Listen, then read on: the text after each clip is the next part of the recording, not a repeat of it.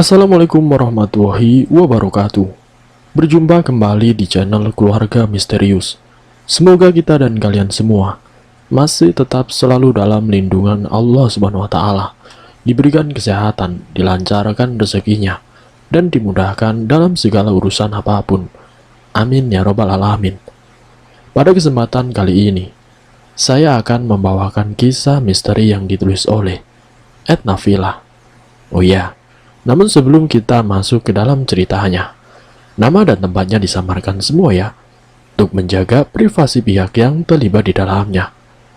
Di kesempatan kali ini, saya akan membawakan kisah misteri yang berjudul Dendam Tanpa Ujung, Membawa Petaka. Seperti apa kisahnya? Tak perlu lama-lama lagi. Mari kita mulai ceritanya. Namaku Muhammad Anggara. Aku sering dipanggil dengan sebutan Angga. Aku lahir di Palembang, Sumatera Selatan, 29 Desember 1998. Ayahku adalah seorang guru di sebuah SMK di Palembang. Sedangkan ibuku seorang staf operator di sebuah kantor. Aku memiliki dua orang kakak yang telah lulus kuliah beberapa tahun silam dan sudah mulai bekerja. Setelah aku lulus dari SMA, aku memutuskan untuk masuk di sebuah universitas di daerah kota Yogyakarta. Aku bukanlah anak yang rajin dan pintar, tetapi prestasiku tidak terlalu buruk selama masa sekolah. Hal itulah yang membuatku selalu percaya diri. Saat awal semester dimulai, aku sudah disambut dengan banyak teman. Senang rasanya. Tetapi aku lebih memilih untuk berteman dengan orang-orang satu jurusanku saja. Mereka adalah Ahmad, Daniel, Gea, dan juga Kelia. Ahmad adalah anak dari seorang ustadz, pendiri pondok pesantren di Yogyakarta. Ahmad menolak untuk masuk ke pesantren dan lebih memilih pendidikan di sekolah negeri saja. Namun Ahmad tetap dididik dengan baik oleh ayahnya, sehingga ia tidak lupa untuk beribadah kepada Tuhan. Daniel adalah seorang pemuda dari suku Batak, Sumatera Utara. Ia adalah orang yang sangat pro dan patuh pada agama yang dianutnya, dan ia selalu hadir saat ada kegiatan keagamaan. Tidak terlalu banyak yang aku ketahui tentang Daniel, karena aku tidak terlalu akrab dengannya. Gea adalah seorang anak perempuan dari keluarga yang terpandang. Ayahnya adalah seorang pejabat di daerah Yogyakarta, tetapi ia tidak pernah memperlihatkan atau memamerkan harta keluarganya.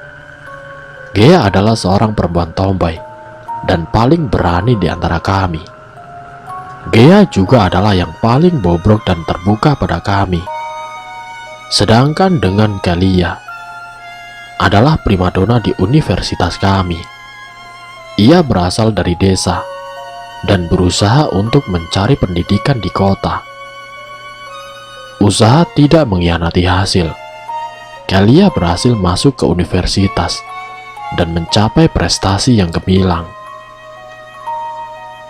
Antusias adalah kata yang tepat untuk menggambarkan keadaan dan sikapku dan teman-temanku saat ini.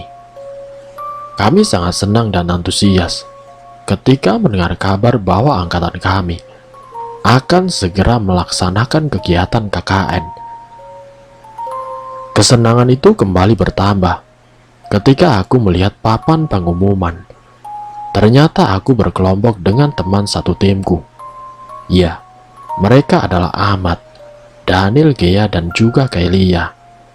Sedangkan aku menjadi ketua pemimpin. Dan nama kampung yang akan kami datangi pada kegiatan KKN ini bernama Kampung Damai. Aku sangat tidak asing dengan kampung ini. Bisa dibilang kampung ini adalah kampung yang paling terkenal di Yogyakarta. Dari yang kubaca di internet, kampung ini adalah kampung yang sangat asri, tenang, damai, sesuai dengan nama kampungnya. Kampung ini juga terkenal dengan warga kampungnya yang begitu sopan dan santun. Pepohonan dan rerumputan masih menghampar luas, juga adat istiadat yang masih begitu kental. Kami pun mengucap rasa syukur kepada Tuhan atas apa yang telah diberikannya kepada kami. Sungguh belum pernah aku rasakan antusias dan juga kesenangan seperti ini dalam hidupku. Sejak mendengar nama kampung itu, perasaanku begitu senang pada awalnya. Namun berubah seketika sejak kami datang ke kampung itu. Hari di mana saat kami akan berangkat ke kampung itu kini telah tiba. Kami berangkat dengan menggunakan mobil milik ayahnya Gea, yang mobilnya memang sangat luas dan bisa memuat seluruh barang-barang bawaan kami. Kala itu aku belum sempat menghubungi kedua orang tuaku karena terlalu senang. Berdasarkan jadwal KKN yang kulihat, kampung yang akan kami datangi bernama Kampung Damai, karena memang orang-orang di sana saling menghormati dan menghargai satu sama lain. Jadi bisa dibilang, orang-orang di sana memang hidup rukun dan damai. Bahkan saat kami sampai di gerbang masuk daerah kampung, kami sudah disambut oleh seseorang yang mengaku sebagai tetua di kampung itu, yang menyapa kami dengan ramah dan senyuman yang begitu lebar.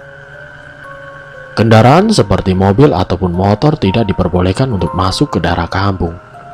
Meskipun jalan yang ada di desa itu terbilang cukup luas, bahkan jalan di kampung itu memiliki 2 jalur. Aku dan teman-temanku pun turun dari mobil dan mengambil seluruh perlengkapan yang akan kami gunakan saat akan melaksanakan KKN di desa itu. Aku tidak menyangka bahwa orang-orang di kampung ini memang benar-benar ramah. Di kampung ini berdiri rumah-rumah yang besar, berarsitektur Belanda, dan ada juga rumah-rumah biasa, berarsitektur kampung. Pepohonan yang begitu rindang, hamparan rumput hijau, dan anak-anak yang bermain di sekitar jalan.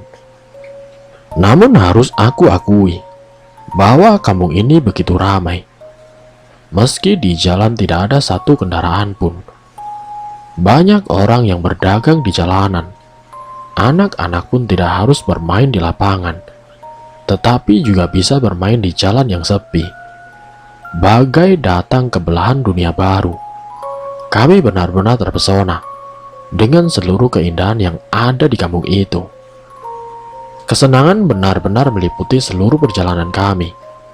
Meski harus berjalan kaki, tetapi kami tidak merasakan lelah sama sekali, karena kami begitu terpesona dengan keindahan kampung ini. Tetua yang kami temui di gerbang kampung mengajak kami untuk singgah ke rumahnya terlebih dahulu, sambil mencarikan tempat tinggal untuk kami dan memberitahu peraturan yang harus kami patuhi dan juga pantangan yang harus dihindari selama berada di kampung ini. Rasanya senang sekali datang ke kampung ini. Rasanya sedang berada di belahan dunia lain. Aku tidak menyadari bahwa kesenangan yang kurasakan hanya bersifat sementara. Setelah itu kami mulai mendengar seluruh hal tentang kampung ini dari tetua kampung itu. Sesampainya di rumah Pak Tetua, kami pun mendengarkan cerita tetua tentang sejarah kampung ini. Kampung ini mulai berdiri sejak masa penjajahan Belanda. Namun dahulu, hanya ada beberapa rumah saja di kampung ini, karena banyak orang yang lebih memilih untuk tinggal di pusat kota. Namun saat masa peralihan dari Belanda ke Jepang, kampung ini juga tidak luput dari kejaran tentara Jepang. Orang-orang Belanda yang tinggal di kampung itu pun dibunuh, dan mayatnya dikubur di bawah jalan. Kampung Damai sempat dibiarkan kosong karena masih banyak orang yang tidak mengenal seluk-beluk daerah ini. Setelah kemerdekaan, orang-orang pribumi yang memiliki hak tanah di Kampung Damai mulai mendirikan tempat tinggal mereka. Ada yang memodifikasi rumah milik orang Belanda, ada pula yang hanya memperbaiki arsitektur yang rusak, ada pula yang tetap memilih untuk tinggal di rumah dengan arsitektur Belanda, dan ada pula yang hanya mendirikan gubuk kecil sebagai tempat tinggal karena kekurangan biaya untuk membangun rumahnya. Tetua pertama di Kampung Damai bernama Pak Karman. Pak Karman adalah seorang dukun yang terkenal sangat sakti. Setelah itu, tetua lanjut menceritakan tentang sosok Pak Karman yang sering dipanggil dengan Kang Karman. Kang Karman adalah sosok tokoh kunci yang paling penting dalam perjalanan cerita kampung ini. Konon katanya beliau telah tinggal di kampung itu semenjak orang Belanda tinggal di daerah itu. Kang Karman bisa dibilang adalah orang yang fisiknya sehat dan kuat. Meski sudah lansia, tetapi dia masih sangat kuat dan sehat untuk orang seusianya. Kang Karman terkenal dengan ilmunya dalam berkomunikasi dengan makhluk halus, menyembuhkan orang yang sakit, dan bahkan bisa menurunkan hujan. Sehingga Kang Karman bisa dibilang adalah orang yang begitu dihormati di Kampung Damai ini. Namun meski ia memiliki banyak harta, Kang Karman lebih memilih untuk hidup sederhana dan hartanya disumbangkan kepada orang yang membutuhkan serta disalurkan untuk pembangunan kampung. Kang Karman pun semakin dihormati oleh seluruh warga di kampung itu. Setelah menceritakan tentang sosok Kang Karman, tetua itu pun turut menceritakan tentang sosok lain bernama Darman. Darman adalah keponakan Kang Karman yang ditinggalkan oleh kedua orang tuanya sejak ia terlahir. Kang Karman pada akhirnya mengurus Darman hingga ia berumur 8 tahun.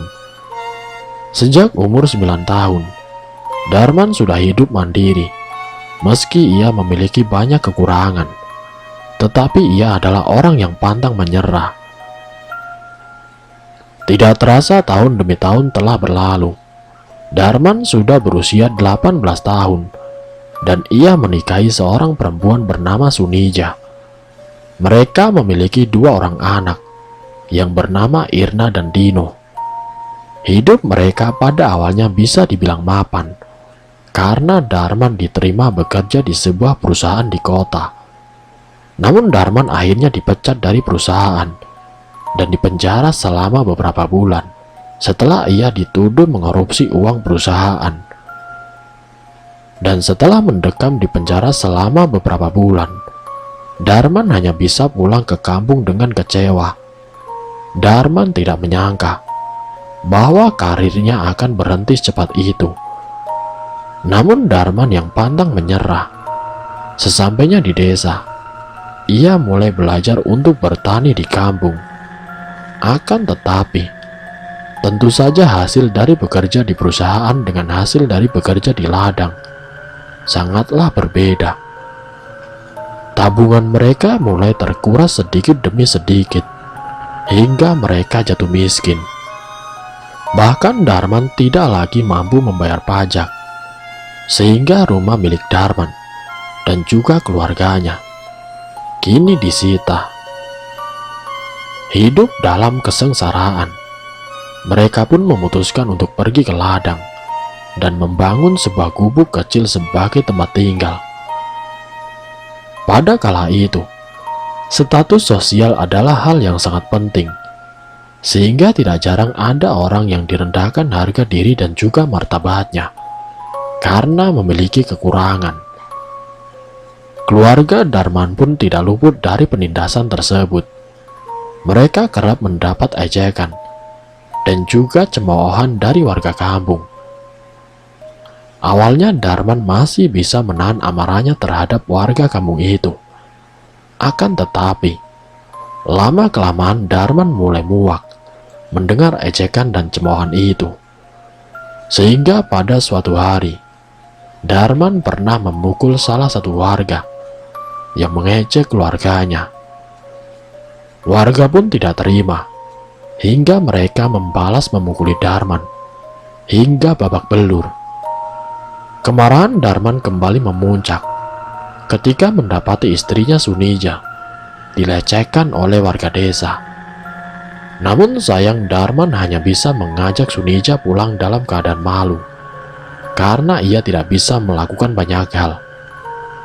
Darman pun mulai menaruh rasa dendam kepada para warga kampung itu. Ia pun menanam benih-benih dendam bagi warga kampung ini. Kesabaranku telah habis. Kalian keterlaluan telah mempermalukan istriku dan juga keluargaku. Aku bersumpah atas nama Tuhan, aku akan membalaskan dendamku. Tunggu saja pembalasanku. Justru warga kampung malah menertawai si Darman dan menganggap bahwa kata-kata itu hanyalah angin lalu. Darman kembali memupuk dendam dan berusaha agar dendam tersebut berubah dan bisa ia lampiaskan dengan cara disantap. Dendam yang dipupuk oleh Darman benar-benar mulai tumbuh.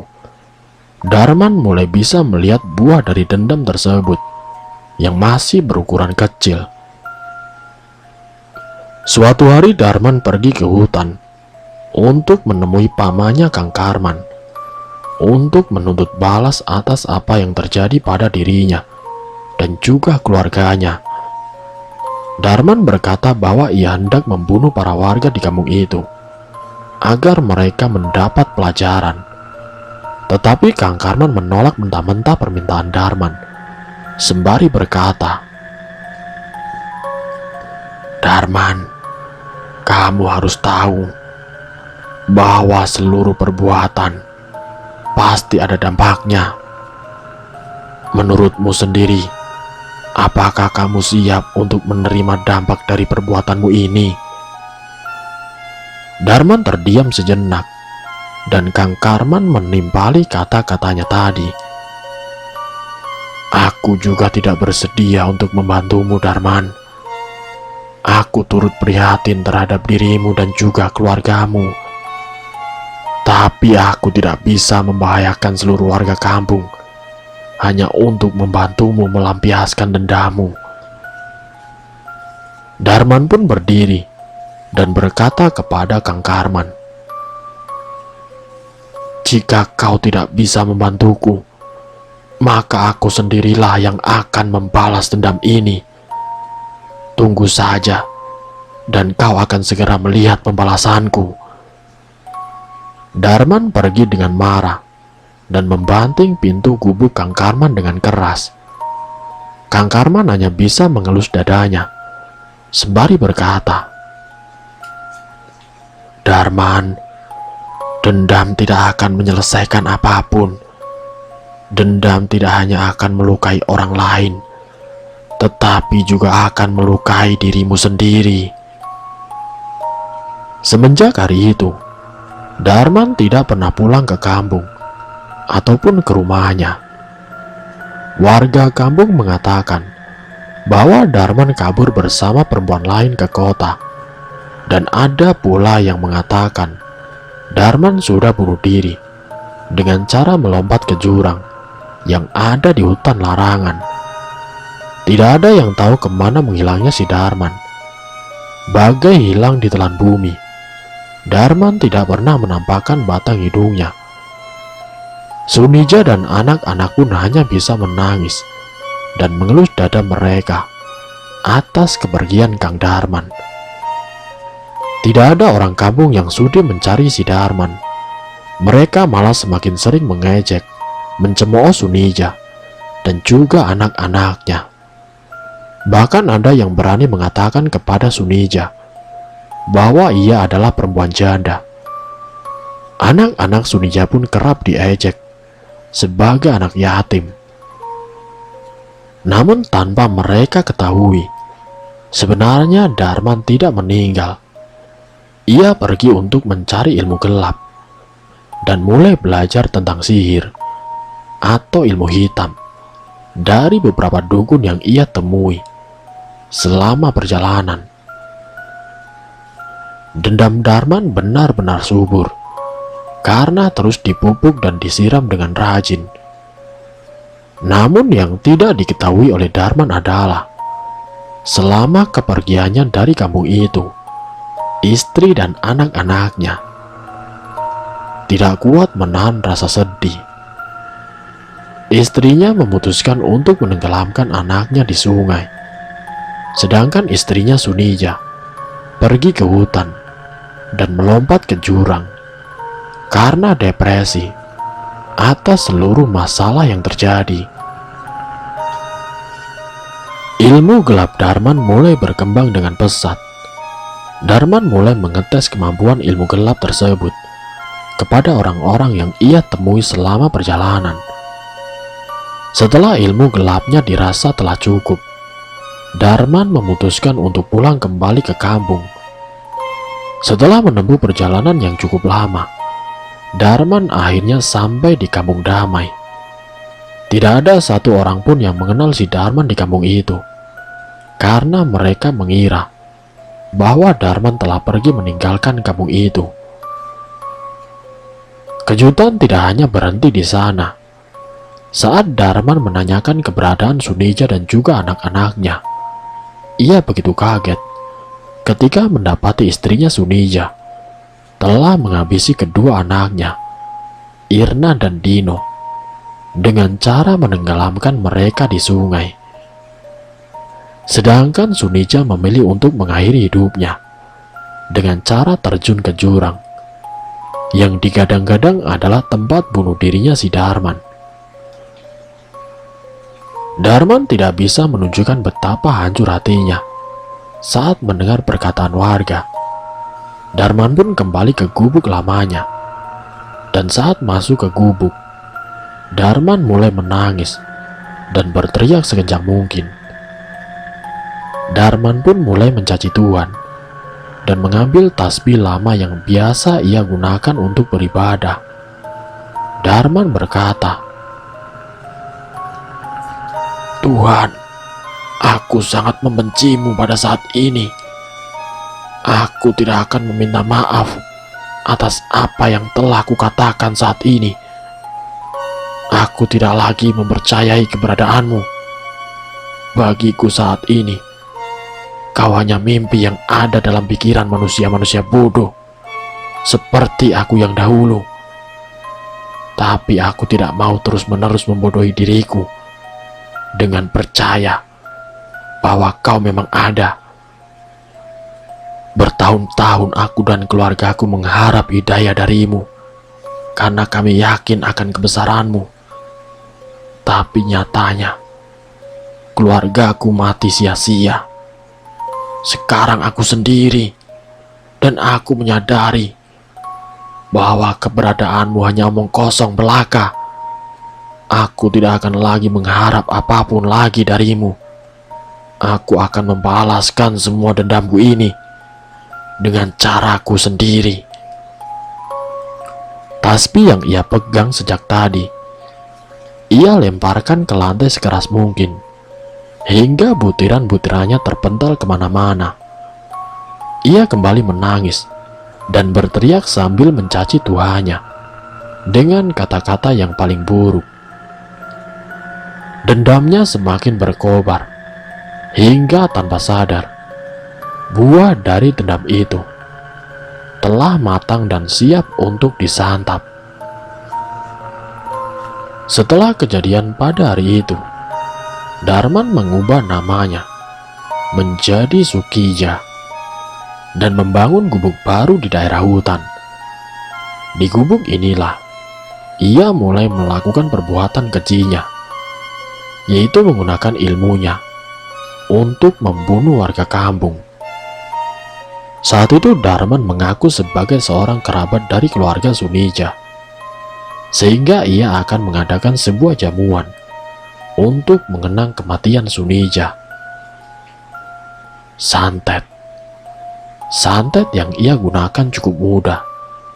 Ia hanya memasukkan mantra-mantra santet itu ke dalam makanan yang akan disantap oleh para warga kampung. Semuanya ia siapkan di gubuk itu. Hari di saat pelaksanaan jamuan itu telah tiba. Darman segera menyajikan makanan kepada para warga untuk disantap. Dan keesokan harinya, para warga ditemukan meninggal dalam kondisi yang tidak wajar. Mulut mereka mengeluarkan cairan hitam yang mirip dengan darah. Pupil mata mereka menghilang secara misterius, serta tubuh mereka dikerubungi oleh kecoa dan kelabang. Santet dari Darman tidak berhenti di situ. Darman juga mengirimkan beberapa jin ke warga untuk meneror dan membunuh mereka. Keadaan kampung damai yang awalnya begitu ramai, tiba-tiba berubah menjadi sebuah kampung yang begitu sunyi, bagaikan sebuah kota mati. Kampung damai yang awalnya begitu damai, berubah menjadi sebuah kampung santet yang dipenuhi dengan mayat dari korban santet Darman. Pak RT ataupun Pak RW tidak sanggup untuk mengubur mayat korban santet Darman yang begitu banyak. Mereka hanya bisa meminta bantuan beberapa warga untuk mengubur mayat mereka dalam satu lubang. Beberapa warga dan juga Pak RT pun pergi ke gubuk Kang Karman untuk meminta bantuan. Kang Karman pun berkata, "Aku tidak menyangka bahwa ia akan berbuat sejauh ini. Buah dendam yang selama ini ia tanam ternyata telah ia santap dengan lahap. Warga kampung berada dalam bahaya yang sangat besar. Saya sendiri sudah bersiap untuk menghadapi dia dan tidak akan segan untuk menghabisinya, karena ia telah berbuat kelewatan." Kang Karman segera menuntun para warga dan mempersiapkan obor dan garpu rumput untuk segera menghabisi si Darman pada malam itu juga. Malam itu semua warga pergi dengan perasaan ragu dan gundah. Mereka mengikuti arahan Kang Karman dan pergi menuju pedalaman hutan. Tebakan Kang Karman memang benar. Ada sebuah gubuk kecil di hutan itu. Gubuk yang digunakan oleh Darman untuk melaksanakan seluruh perbuatan sesatnya. Sesampainya di gubuk tersebut, warga mulai berteriak kepada Darman agar keluar dari gubuk itu. Namun tidak ada tanda-tanda siapapun di dalam gubuk itu. Salah satu warga pun melemparkan obor ke gubuk itu, diikuti dengan warga lainnya. Gubuk itu pun terbakar hangus sedikit demi sedikit, hingga tidak tersisa. Tetapi para warga tidak menemukan satupun tulang belulang Darman di dalam gubuk itu. Ternyata Darman sudah melarikan diri dari gubuk itu sebelum warga menyerbu dan membakar gubuk itu. Hal ini pun diketahui oleh Kang Karman, dan ia pun berusaha mencari keberadaan si Darman. Setelah beberapa hari pencarian, Darman akhirnya ditemukan di sebuah pedalaman hutan. Ia pun ditangkap dan juga diadili di balai kampung tersebut. Ia dieksekusi dengan menyayat tubuh Darman dan menghantamkan kepala Darman ke dinding hingga kepalanya menjadi pecah. Hingga pada akhirnya Darman telah mati dalam keadaan yang cukup mengenaskan. Banyak warga bergidik ngeri atas kejadian tersebut, tetapi banyak juga orang yang bersorak-sorai setelahnya. Singkat ceritanya, setelah beberapa tahun kematian si Darman, Kang Karman pun mengembuskan nafas terakhirnya karena usianya yang sudah terlalu tua. Hari penghakiman, hari di mana Darman diadili atas perbuatannya. Harus aku akui cukup sedih atas kejadian yang menimpa keluarga Darman, karena akibat ejekan dan juga cemoohan dari warga kampung itu yang membunuh anak dan istrinya. Tetapi di sisi lain, aku juga tidak terima atas pembunuhan santet yang ia lakukan, karena ia telah menghabisi banyak orang hanya untuk melampiaskan dendamnya. Dendam tidak hanya akan menghancurkan orang lain, tetapi juga akan menghancurkan dirimu sendiri. Pak Tetua bercerita sangat lama, hingga membuat kami sangat mengantuk. Bagaimana tidak? Saat kami baru sampai ke rumahnya, kami harus mendengar dia bercerita selama 2 jam lebih. Bahkan jam dinding di rumahnya sudah menunjukkan pukul 5 sore. Tetapi aku tidak terlalu mempermasalahkan hal ini, karena aku memang adalah anak yang suka mendengar cerita. Setelah bercerita, Pak Tetua mengatakan bahwa kami diperbolehkan untuk tinggal beberapa hari di rumahnya, karena ia belum sempat mencarikan rumah singgah untuk kami. Aku dan juga teman-teman tidak masalah dengan hal ini. Ya, setidaknya kami punya tempat untuk beristirahat malam ini. Kami pun membersihkan badan kami yang sudah berbau keringat, karena belum mandi sejak perjalanan. Kecuali si Daniel, yang memang badannya tidak berbau dan juga berkeringat. Setelah kami selesai mandi, Pak Tetua ingin berpamitan untuk berkeliling di sekitar kampung.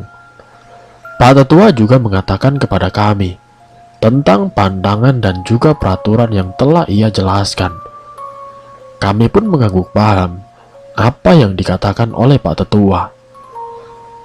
Tak terasa azan maghrib sudah berkumandang. Aku segera memanggil teman-temanku yang lain. Tetapi saat aku hendak memanggil mereka dari dalam kamar, ternyata mereka sudah tertidur. Mungkin mereka kelelahan karena perjalanan tadi. Aku pun memutuskan untuk sholat sendiri. Sebelum masuk ke kamar, aku melihat Daniel sedang duduk di ruang tamu sambil membaca buku cerita kesukaannya. Aku pun tidak menghiraukannya dan langsung masuk ke kamar. Saat aku sedang sholat, aku mendapati sebuah keanehan. Aku sempat mendengar seseorang seperti sedang menjadi makmum di belakangku. Aku berpikir bahwa itu adalah Gea ataupun Kelia. Tentunya aku tidak pernah berpikir negatif pada suatu hal, sehingga aku mengedepankan pikiran positifku. Namun saat aku hendak mengucap salam, tiba-tiba makmum yang ada di belakangku sudah pergi. Aku berpikir lagi, mungkin Gea atau Kelia yang tadi menjadi makmumku sudah terlalu mengantuk, sehingga mereka langsung bergegas masuk ke kamar untuk melanjutkan istirahat. Padahal jika aku ingat kembali, tidak ada bunyi pintu terbuka selama aku sholat.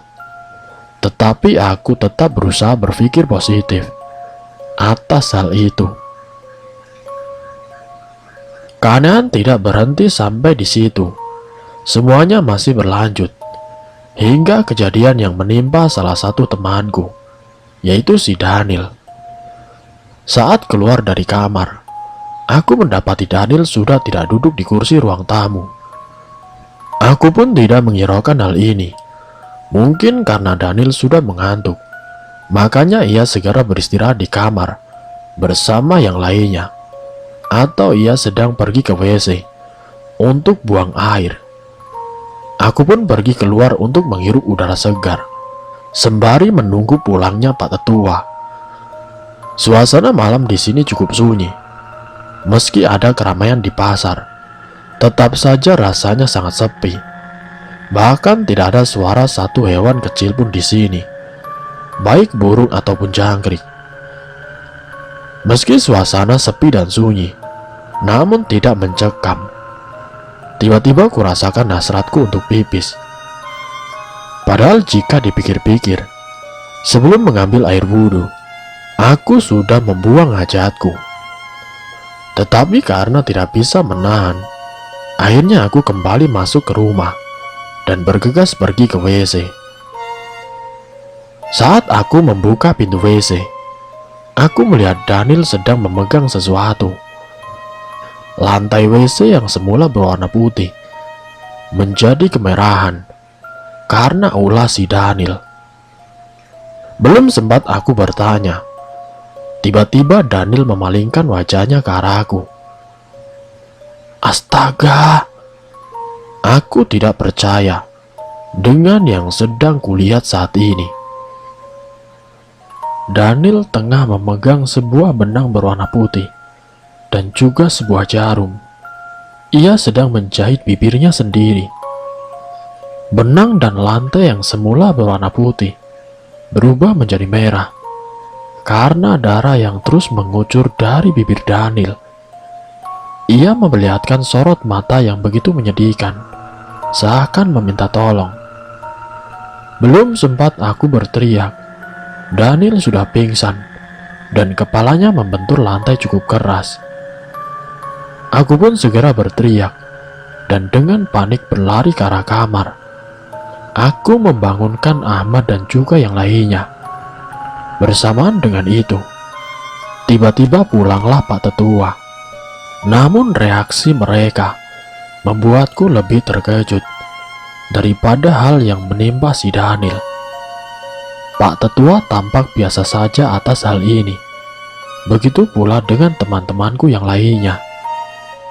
Aku sebenarnya sedikit geram dan kesal atas hal ini. Tetapi aku tidak punya banyak waktu. Karena jika terus dibiarkan, nyawa Daniel bisa melayang. Aku berusaha untuk menelpon rumah sakit. Tetapi nihil hasilnya. Karena tidak ada sinyal di kampung ini. Aku juga tidak terfikir atas peraturan kampung ini yang tidak memperbolehkan kendaraan untuk masuk. Pak Tetua pun berkata bahwa usahaku sia-sia. Daniel tidak akan selamat. Benar saja, setelah pingsan cukup lama, Daniel tiba-tiba terbangun dan dia kejang-kejang. Mulut Daniel yang belum terjahit tiba-tiba berbisik pelan, "Pergi dari kampung ini." Setelah berucap seperti itu, Daniel pun mengembuskan nafas terakhirnya. Aku tidak sempat memikirkan kata-kata yang ia bisikan. Aku lebih memikirkan tentang apa yang harus aku lakukan pada mayat Daniel. Jika harus menelpon ambulan, HP-ku tidak menerima sinyal, dan ambulan mereka sudah pasti tidak boleh untuk masuk. Aku kebingungan. Namun Pak Tetua berkata, "Mayat temanmu akan dikuburkan di sini." Entah mengapa, aku seakan menurut kepada Pak Tetua. Seharian itu aku hanya melamun. Aku masih bisa membayangkan wajah Daniel yang mulutnya dipenuhi dengan darah dan juga benang putih yang berubah menjadi merah karena darah yang mengucur dari bibir Daniel. Aku merasa diriku seakan dihipnotis. Pikiranku terblokir dan semuanya tidak bisa berjalan sesuai dengan keinginanku. Daniel yang menganut ajaran Kristen malah dimakamkan dengan tata cara Islam. Entah dampak buruk apa yang akan ditimbulkan. Aku berharap Daniel bisa pulang dengan tenang.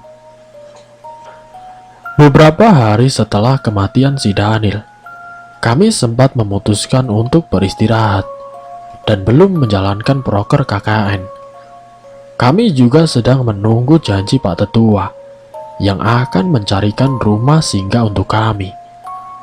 Aku dan juga teman-temanku sebenarnya tidak terlalu mempermasalahkan akan tinggal di mana. Tetapi kami mulai tidak betah tinggal di rumah Pak Tetua yang begitu sangat mencekam pasca kematian Daniel. Aku juga sebenarnya merasa tidak enak dengan Pak Tetua yang memperbolehkan kami untuk tinggal di rumahnya. Selama beberapa malam, aku merasa bahwa Daniel masih berada di rumah ini.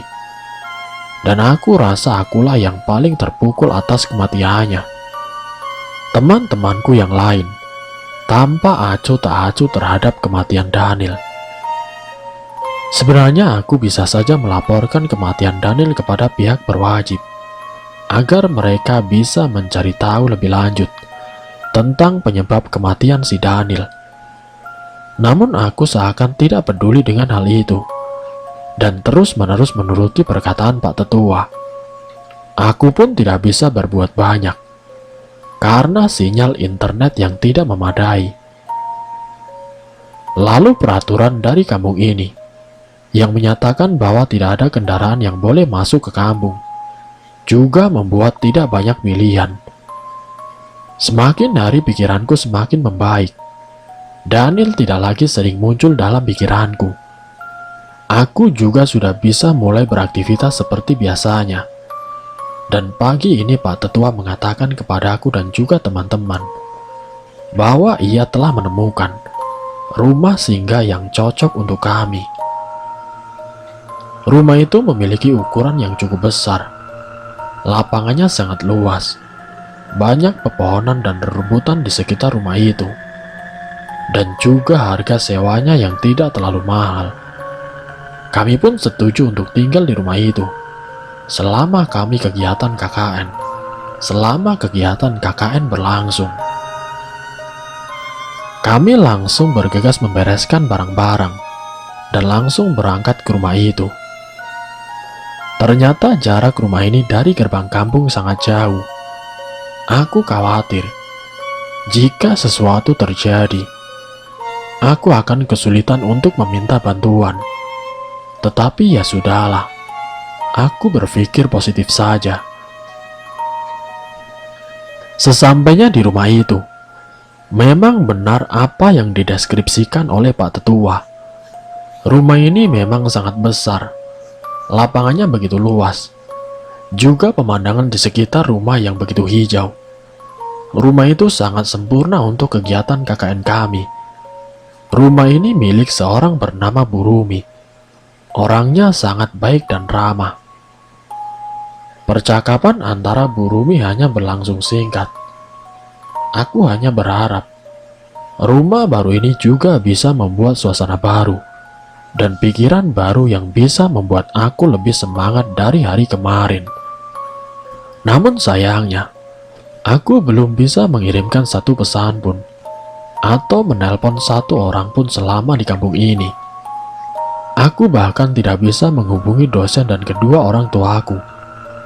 Tapi biar saja dulu. Mungkin akan aku kabari lain waktu. Aku masih sangat ingat dengan rumah itu. Di awal aku berpikir bahwa mungkin rumah ini bisa membawa suasana baru dan bisa mengubah pandanganku terhadap kampung ini. Ternyata aku salah. Nyatanya kepindahanku dan teman-temanku dari rumah Pak Tetua ternyata adalah awal bagi seluruh teror mencekam kampung ini. Sudah beberapa hari ini kami tinggal di rumah baru di kampung ini. Lega rasanya karena tidak tinggal di rumah Pak Tetua yang begitu menyeramkan dan mengingatkanku kepada kematian si Daniel. Aku dan teman-teman beristirahat selama beberapa hari di rumah baru, sembari membiasakan diri di rumah itu, sekaligus juga untuk mengumpulkan energi untuk mulai melaksanakan kegiatanku. Namun sayang sekali, sejak datang ke kampung ini, tidak ada satu pesan pun yang terkirim kepada orang tuaku, dosen, dan orang-orang yang aku kirim pesan. Karena meskipun di tempat ini sudah ada aliran listrik, tetapi sinyal internet sangat terbatas di sini. Besok kami akan segera melaksanakan kegiatan KKN, dan berdasarkan hasil diskusi bersama teman-temanku, kami akan pergi ke pasar untuk menganalisa dagangan para warga di kampung ini. Aku hanya berharap kegiatan bisa berjalan dengan lancar, sebagaimana mestinya. Pagi ini setelah sarapan kami akan bersiap untuk pergi ke daerah pasar kampung ini, tempat pertama yang akan kami kunjungi untuk kegiatan KKN. Ya, seperti yang aku bilang malam hari tadi, aku hanya berharap kegiatan ini berjalan dengan lancar, karena aku khawatir kegiatan ini akan sulit terselesaikan jika aku dan juga teman-temanku terus mengulur waktu. Siang harinya kami telah tiba di pasar itu. Aku berniat untuk membagi anggota dalam bentuk tim. Tetapi saat aku melihat kondisi pasar yang lumayan ramai, aku memutuskan untuk menyuruh teman-temanku secara individu untuk mencatat dagangan yang ada. Ahmad, Gea, dan Kelia menganggukkan kepala, tanda setuju dengan pendapatku. Aku baru mencatat beberapa hal di pasar ini. Ya, aku rasa jenis sayuran di sini masih begitu hijau dan segar. Aku juga membeli beberapa untuk dimasak oleh Gea. Sedangkan jenis protein hewani, seperti ayam, ikan, dan sebagainya, juga tidak kalah segar seperti sayurannya.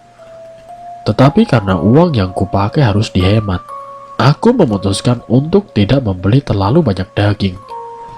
Tidak lama kemudian suara teriakan Ahmad sayup-sayup terdengar. Ahmad seperti sedang memanggilku. Aku melambaikan tangan, seraya menyatu teriakannya. Ahmad tampak tergopoh, berlari ke arahku, sambil menarik nafas perlahan. Lalu Ahmad berkata, "Kak, tolong si Gea tuh, dia lagi dikepung orang-orang." Mendengar penuturan Ahmad, tanpa basa-basi, aku dan Ahmad langsung berlari menuju tempat di mana Gea berada. Sesampainya di sana, aku melihat Gea berbicara dengan bahasa yang kasar. "Dasar pengemis tidak tahu diri, sudah miskin, minta duitnya mangsa lagi. Lagian gue juga tidak punya receh buat ngasih kamu." Gea mengepalkan tangannya kepada orang itu, yang kuduga adalah seorang pengemis. Aku dan Ahmad bergegas berlari, dan berusaha menahan tangan Gea, yang hendak memukul pengemis itu. Belum sempat mengatakan kata-kata, "Maaf," tiba-tiba pengemis itu pun melotot, sembari berkata, "Saya memang pengemis, dan saya memang orang miskin. Tapi aku punya harga diri. Aku memang tidak bisa membalas kelakuan kamu. Tapi beliaulah yang akan membalas kelakuanmu. Mungkin karma buruk yang akan menimpa kamu saat ini." Pengemis itu pun pergi dengan ekspresi yang datar. Gea melepaskan dekapan tanganku dan Ahmad, lalu pergi meninggalkan pasar. Orang-orang di sekitar turut memelototi kami tanpa suara. Beberapa lagi hanya mengelus dada, mendengarkan kata-kata yang diucapkan oleh Gea. Aku menyuruh Ahmad untuk pergi menyusul Gea pulang dan membantu menenangkannya. Tetapi perintahku ditolak oleh Ahmad dengan alasan, "Lo kan ketua dari kami, Gak. Seharusnya lo yang pergi pulang dan menasihati Gea. Toh ini juga tanggung jawab lo." Jika dipikir-pikir, memang benar yang dikatakan oleh Ahmad. Meskipun dengan berat hati harus aku setujui hal itu. Aku menitipkan catatanku dan Gea pada Ahmad, agar ia yang menyelesaikan seluruhnya. Aku lalu bergegas pulang menyusul Gea ke rumah. Dan sejak hari itu juga, kejadian aneh tidak pernah berhenti menghampiriku dan juga teman-temanku. Sesampainya aku di rumah, aku bergegas pergi menuju kamar Gea. Tetapi Gea ternyata mengunci pintu. Aku mengetuk pintu dan berteriak agar Gea membiarkan aku masuk. Tidak dapat mendapatkan respon dari Gea. Aku pun menyerah. Kurasa Gea masih kesal atas kejadian barusan. Tetapi atas kejadian yang menimpa Gea, aku juga harus terkena getahnya. Suatu pagi Gea keluar dari kamarnya. Ia masih tampak murung dan berantakan. Saat itu Gea tiba-tiba menghampiriku, lalu berkata, "Angga, kaki gue rasanya mati rasa. Terkadang jadi tidak bisa digerakkan. Kira-kira gue harus apa ya?" Aku sedikit terkejut, tetapi aku pun membalas, "Gea, ayo kita ke puskesmas dulu. Kalau dari sana tidak ada solusi, kita coba ke Pak Tetua saja." Dia pun mengangguk, tanda setuju. Sesampainya di puskesmas, Gea masuk ke ruang konsultasi. Setelah beberapa lama menunggu, ternyata pekerja di sana berkata bahwa keadaan Gea baik-baik saja. Namun keluhan Gea tidak dapat kuabaikan. Kami langsung bergegas pergi ke rumah Pak Tetua. Meski harus menahan lelah karena harus berjalan kaki, tetapi saat ini yang aku pikirkan adalah temanku. Sayang sekali, Gea mengeluh. Ia sudah tidak kuat berjalan, sehingga aku memutuskan untuk membawa Gea untuk pulang. Sesampainya di rumah, aku jadi teringat akan salah satu ilmu santet yang mendatangkan sebuah kutukan bagi korbannya. Menurut Pak Tetua, nama ilmu santet itu adalah karma buruk. Karma buruk adalah salah satu ilmu santet yang mendatangkan kutukan untuk seseorang. Karma buruk tidak akan bisa disembuhkan. Jika sudah mengenai target, maka karma buruk itu akan menarik jiwa korban secara perlahan dari raganya. Karma buruk ini akan masuk ke dalam bagian kaki, lalu lambat laun akan naik ke lutut, berpindah ke punggung, lalu ke leher, hingga ke bagian pangkal kepala. Karma buruk akan menyebabkan si penderita tidak dapat menggerakkan anggota tubuhnya, sehingga jika karma buruk itu sudah sampai di pangkal kepala, maka ia tidak akan bisa bergerak sama sekali. Ia hanya akan terbujur kaku, menunggu ajal menjemputnya. Mengingat gejala yang dikatakan Gea sebelumnya, aku jadi berburuk sangka. Mungkin saja Gea sedang tidak sakit, melainkan itu adalah santet kiriman dari pengemis yang Gea hina di pasar tadi. Keesokan harinya, Pak Tetua datang ke rumah kami. Ia tampaknya sudah tahu tentang Gea yang menderita penyakit aneh. Karena sejak kemarin, Gea tidak kunjung keluar dari kamarnya. Aku sebenarnya ingin mengajak Pak Tetua untuk melihat kondisi Gea. Tetapi pintu kamar Gea tampaknya dikunci dari dalam, sehingga kami hanya bisa mengobrol di ruang tamu saja. Lalu Pak Tetua pun berkata, "Dugaan kamu mungkin benar, Nak. Pengemis yang ditemui oleh temanmu mungkin adalah seorang dukun yang sedang menyamar. Kata-kata temanmu sepertinya membuat dia tersinggung." Aku pun terdiam sebentar, sembari berpikir. Lalu aku pun menjawab, "Lalu bagaimana? Apa yang harus saya lakukan, Pak?" "Tidak ada yang bisa dilakukan, Nak. Santet itu tidak bisa dilawan. Temanmu mungkin akan kehilangan jiwanya jika hanya dibiarkan saja. Saran Bapak, temui saja pengemis itu dan mintalah maaf atas nama temanmu." Aku hanya bisa mengangguk. Lalu Pak Tetua berpamitan untuk pulang, karena ia masih memiliki urusan. Aku berencana untuk mencari keberadaan pengemis itu, Tetapi aku juga teringat pada proken KKN yang belum selesai dikerjakan. Aku pun lupa kepada pengemis itu. Sekitar pukul 2:30 dini hari, aku terbangun dari tidurku. Tanpa pikir panjang, aku langsung bergegas untuk bangun, mengambil air wudhu, dan segera melaksanakan sholat tahajud. Saat sedang berwudhu, aku merasa sedang diperhatikan oleh seseorang. Aneh, tetapi aku berpikir, mungkin itu hanya ada di pikiranku saja. Toh aku baru saja bangun tidur. Setelah selesai berwudhu, aku langsung mengambil sajadah dan kain sarung. Aku pun melaksanakan sholat tahajud. Namun setelah selesai ruku pertama, aku mendengar seseorang di belakangku sedang mengucap takbir. Aneh sekali.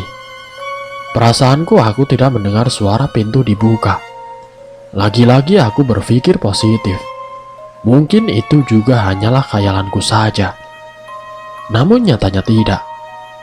Suara seseorang yang mengikutiku di belakang terus terdengar hingga aku mengucap salam. Aku menoleh ke belakang, namun ternyata tidak ada siapapun. Aku menoleh ke depan, dan aku sangat terkejut saat melihat sesosok perempuan memakai sebuah gaun tengah berdiri di hadapanku. Dia bukanlah Gea ataupun Kelia. Aku tidak berani menatap mukanya. Aku langsung membaca ayat kursi. Namun bacaanku terbata-bata. Allahu la ilaha illa huwal hayyul qayyum. Belum sempat melanjutkan, dia pun membaca ayat yang sama, dan bahkan ia lebih fasih dariku. Allahu la ilaha illa huwal hayyul qayyum.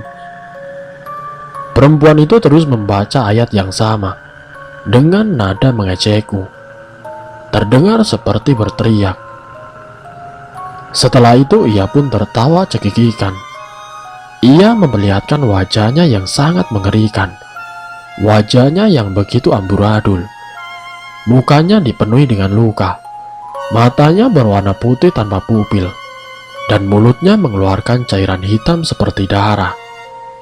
Tubuhnya juga dipenuhi luka tusukan, membuat gaunnya yang semula berwarna putih berubah menjadi merah karena darah. Badanku terpaku tidak dapat bergerak. Mataku hanya bisa menatap wajahnya yang begitu mengerikan. Setelah itu ia pun membisikkan sesuatu. Pergi dari kampung ini. Jangankan berteriak, untuk sekedar membuka mulutku saja, aku tidak bisa.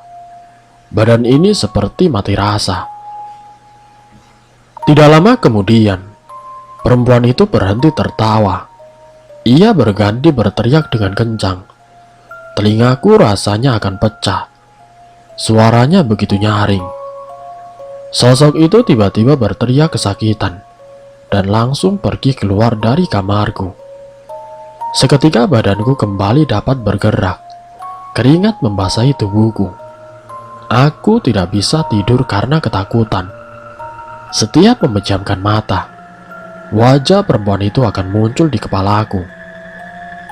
Semalaman itu kuhabiskan dengan membaca Al-Quran, meski dengan terbata. Dan tidak lama setelah aku membaca Al-Quran, aku pun langsung ketiduran.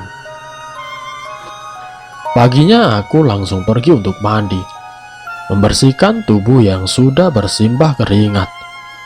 Bayangan tentang perempuan itu sedikit menghilang dari pikiranku. Setelah mandi, aku merapikan tempat tidurku dan membuka jendela kamar. Keanehan tampaknya tidak pernah berhenti. Saat aku membuka jendela kamarku, aku melihat sesuatu berwarna putih jatuh di depan jendelaku. Aku sontak terkejut, tetapi tanpa pikir panjang, aku langsung keluar untuk memeriksa. Saat mendekati tempat benda itu berada, aku mencium bau yang sangat tidak sedap. Ternyata bau tidak sedap itu berasal dari kain putih itu.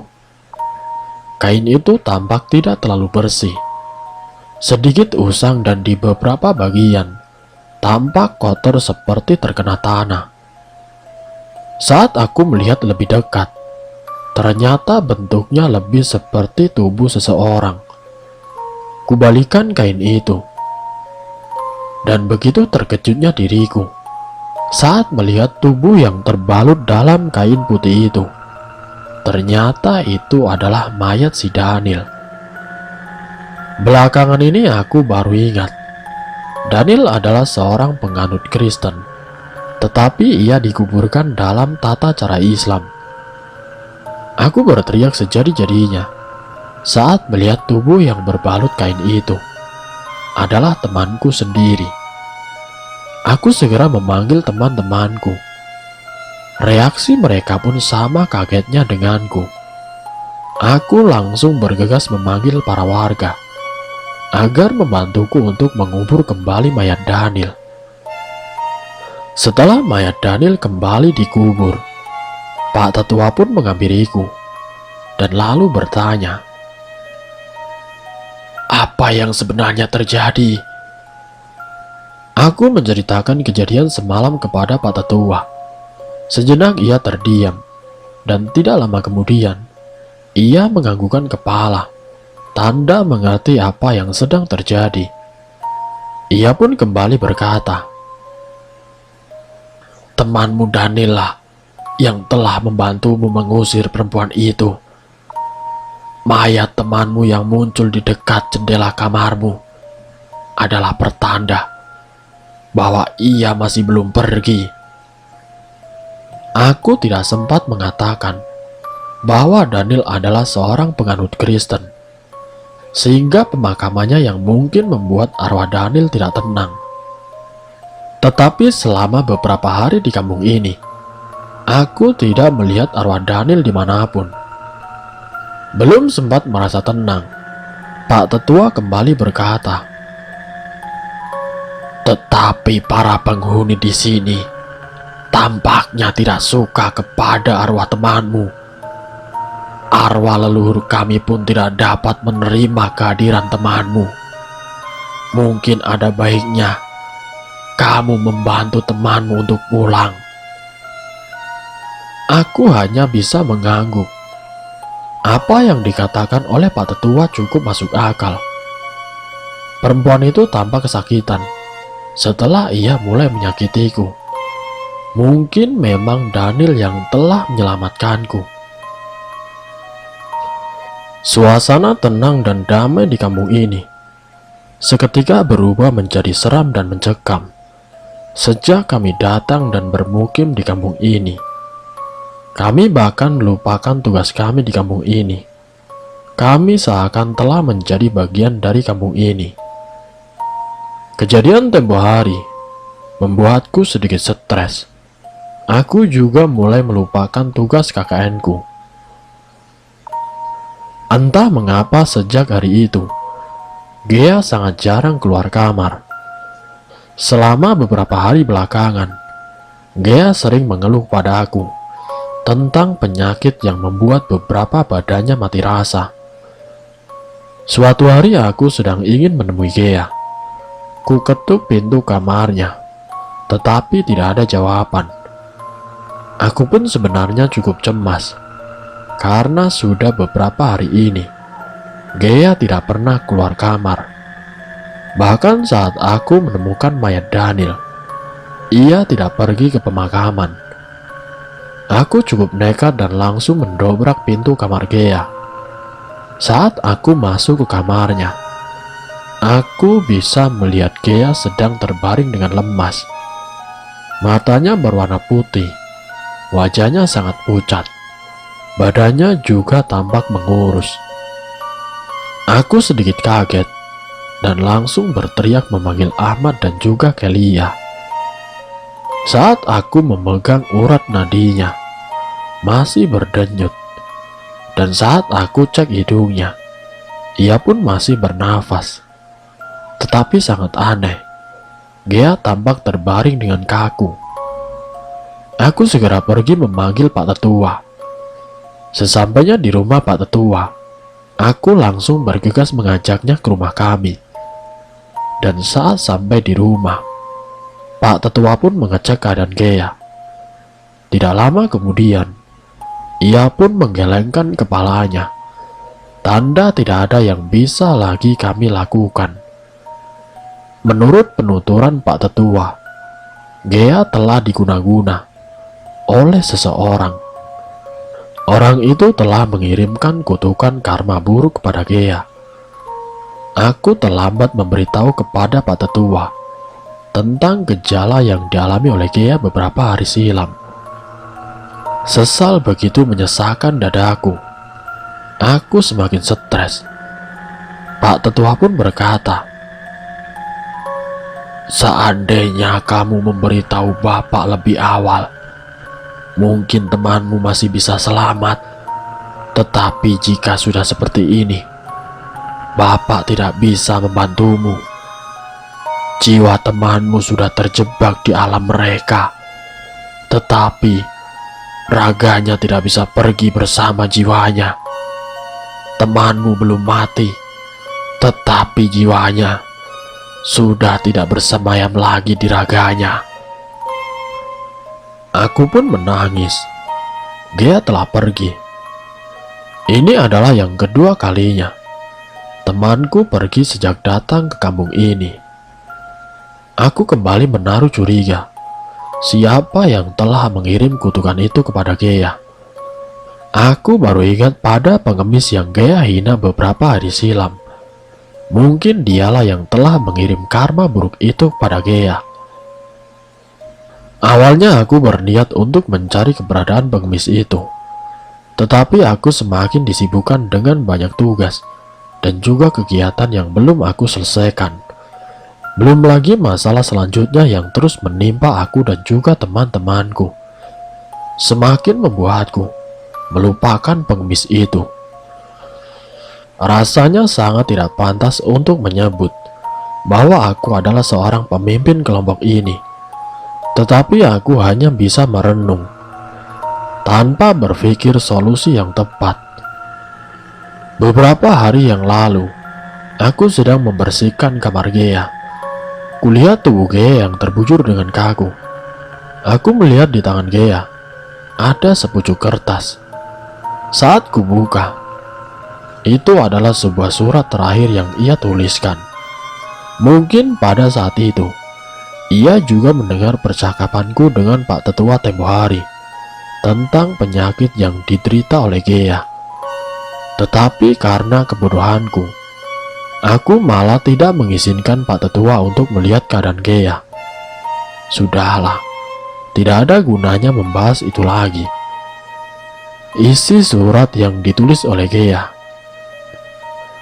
Angga, Ahmad, Kelia, entah kenapa semakin hari penyakitku semakin parah. Pagi ini, kudapati kakiku sudah tidak dapat bergerak lagi. Kakiku seakan lumpuh total. Aku hanya bisa menulis surat ini di saat-saat terakhirku. Aku juga sebenarnya menyadari apa penyebab penyakit ini. Tidak lain dan tidak bukan, ini semua adalah ulah si pengemis tempo hari yang aku caci maki. Tetapi aku tidak marah padanya. Aku merasa pantas apa yang telah kulakukan. Aku rasa kutukan karma buruk itu memang benar. Dan itu berarti hidupku sudah tidak lama lagi. Aku hanya ingin mengucap kata maaf. Maaf untuk keluargaku. Maaf untuk para sahabat dan juga teman-temanku. Dan maaf untuk seluruh orang yang pernah aku temui. Andaikan hanya dengan mengucapkan kata maaf saja bisa menyelesaikan masalah, aku pasti akan terus mengulanginya. Tetapi aku merasa kata maafku sudah tidak lagi berguna. Semuanya sudah terlambat. Sebelum seluruh jiwaku ditarik dari ragaku, aku memutuskan untuk mengurung diriku. Aku tidak ingin kalian melihat keadaanku. Biarkan saja tubuhku di sini, terbaring kaku, hingga ajal menjemputku. Seketika mataku menjadi panas. Air mata pun mengalir. Rasanya sangat sedih ketika seseorang yang sangat kita sayangi pergi meninggalkan kita. Kuremas surat itu dan kusimpan di kamarku. Belakangan ini aku juga terpikir tentang Daniel. Mungkinkah benar Daniel sudah menjadi penjagaku? Sebutan untuk Daniel saat ini bisa dibilang adalah kodamku. Namun ini sangat tidak masuk akal. Semasa hidup antara aku dan Daniel tidak berteman akrab. Aku juga jadi teringat akan kata Pak Tetua. Arwah temanmu tidak diterima oleh leluhur kami. Oleh karena itu, ia memutuskan untuk bersemayam dalam tubuhmu. Mayat temanmu yang keluar dari kuburannya adalah pertanda dari leluhur kami yang menolak kehadiran temanmu. Aku merasa kasihan pada Daniel. Aku juga menjadi teringat kepada kejadian beberapa minggu yang lalu saat Gea mencaci maki pengemis itu. Ahmad bersama Kelia sedang mengerjakan tugas. Aku sedikit iri kepada mereka. Tetapi daripada terus mengeluh, aku memutuskan untuk tidak terlalu memikirkannya. Rupanya mereka tidak berhenti di sana. Mereka melakukan sesuatu yang lebih buruk dari pikiranku. Malam tadi aku terbangun dari tidur sekitar pukul 10 malam. Benar juga, sore tadi aku tidur lebih awal karena kelelahan mengerjakan tugas KKN yang harus kuselesaikan sendiri. Aku juga melewati sholat maghrib. Aku pun sedikit kesal dan langsung keluar dari kamar untuk minum segelas air sembari meredakan kekesalanku. Setelah minum, aku pun pergi untuk mengambil air wudhu. Setelah berwudhu, aku pun hendak pergi kembali ke kamarku. Namun saat sedang melewati kamar Kelia, aku mendengar suara desahan seseorang. Desahan itu sepertinya berasal dari kamar Kelia. Setelah aku teliti kembali, ternyata itu adalah desahan Kelia. Selain mendengar desahan Kelia, aku juga mendengar desahan seorang pria. Dan tidak salah lagi, desahan itu berasal dari sahabatku sendiri, yaitu si Ahmad. Aku sebenarnya sangat kesal. Bisa-bisanya mereka melakukan hal tabu di kampung orang. Pada awalnya aku ingin membuka pintu kamar Kelia. Tetapi tiba-tiba aku mendengar suara sosok perempuan dari arah belakang dan lalu berkata, "Pergi, jangan ganggu mereka." Aku pun seketika ketakutan dan langsung berlari ke kamarku. Aku mengurungkan niat sholat isyaku dan langsung menutup seluruh badanku dengan selimut. Aku benar-benar masih geram kepada mereka berdua, terutama pada Ahmad, yang tentunya adalah seorang anak kiai. Bisa-bisanya ia berbuat seperti itu di kampung orang. Kelia juga membuatku kecewa.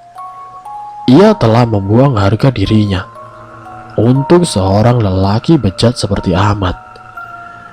Entah mengapa hatiku tidak merasa sakit, tetapi hatiku terasa terbakar. Hatiku berkobar dan terasa seperti menanam sesuatu, menanam benih-benih dendam. Aku tidak peduli dengan resiko yang akan menimpaku. Jika dendam itu bisa membuatku lebih tenang, maka aku rela menanam benih-benih dendam itu hingga berbuah. Aku tidak menyangka dengan Kelia, ia tidak sebaik yang aku kira. Ternyata ia juga hanya memakai kulit saja untuk melindungi isinya. Nyatanya Kelia sama saja dengan para pelacur di kota. Perbedaannya adalah para pelacur itu melakukan hal tabu untuk uang, sedangkan yang Kelia lakukan saat ini adalah menyerahkan kesuciannya dengan seseorang yang belum resmi. Entah apalagi yang akan menghinggapi kepalaku. Mulai dari kematian Daniel, muncul hantu noni Belanda yang selalu mengikutiku setiap sholat, Gea yang raganya terbujur kaku, dan sekarang kedua orang temanku melakukan hal-hal di luar nalar. Aku begitu dendam kepada Ahmad. Ia telah merebut seseorang yang seharusnya menjadi milikku. Aku tidak peduli atas seluruh resiko. Sandekala. Bagi kalian kata ini mungkin terdengar asing. Sandekala pada dasarnya mirip dengan kata senjakala, yaitu waktu menjelang maghrib. Satu hari setelah kejadian, aku baru saja selesai membersihkan rumah. Setelah kepergian Gea, rumah ini sangat jarang dibersihkan atau sekedar disapu. Biasanya setelah membersihkan rumah, aku akan menghampiri kamar Ahmad dan Kelia untuk mengobrol tentang kegiatan KKN. Tetapi setelah kejadian kemarin, aku kehilangan selera untuk mengobrol dengan mereka. Aku pun langsung pergi ke kamarku. Kulihat jam di handphoneku sudah menunjukkan pukul 6 sore. Sudah mau maghrib. Dalam perjalananku ke kamar, aku melihat kamar Kelia dibuka. Biasanya sangat jarang Kelia membuka pintu kamarnya, karena kurasa ada sesuatu yang seharusnya tidak kami lihat. Aku pun mengintip ke dalam kamarnya. Kelia tampak sedang membawa handuk. Sepertinya ia akan mandi. Untuk sesaat aku hanya bersikap tidak peduli. Namun sebelum berjalan terlalu jauh, aku jadi ingat pada salah satu peraturan di kampung ini. Kalian tidak boleh melakukan aktivitas apapun pada saat sandekala, kecuali beribadah dan mengaji. Menurut leluhur kami, kutukan sandekala akan menghampiri orang yang melanggar peraturan ini. Aku pun langsung memutar balik arah dan langsung masuk ke kamar Kelia. Ia tampak terkejut karena aku masuk tanpa mengetuk pintu. Ia sedikit marah tentang itu, tetapi aku tidak terlalu peduli. Aku pun langsung bertanya kepada Kelia, "Lo mau ngapain, Kel?" Gue mau mandi nih. Badan gue sumpek. Soalnya baru bangun tidur." "Lo resek juga ya enggak? Masuk kamar orang tidak pakai ketuk pintu." "Ah, persetan dengan itu, Kel. Kamu tidak ingat peraturan dari Pak Tetua? Sandekala. Entar malam aja mandinya." Kamu percaya amat sama begituan?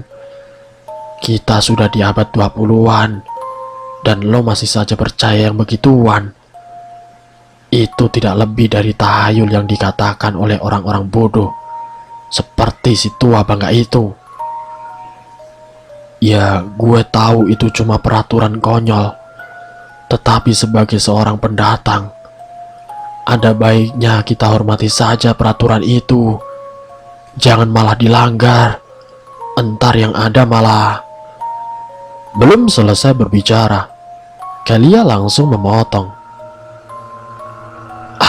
Bacot kamu gak? Dengar ya, lo memang ketua kelompok KKN ini. Tetapi lo tetap tidak berhak untuk mengatur ini. Dan itu soal gue. Ngerti lo? Sudah, sekarang lo keluar dari kamar gue. Gue mau mandi. Aku pun keluar dari kamar Kelia dalam perasaan kesal. Belum pernah kulihat sikap menyebalkan Kelia semasa kuliah. Aku juga kesal karena diremehkan dalam menjadi ketua dalam kelompok ini.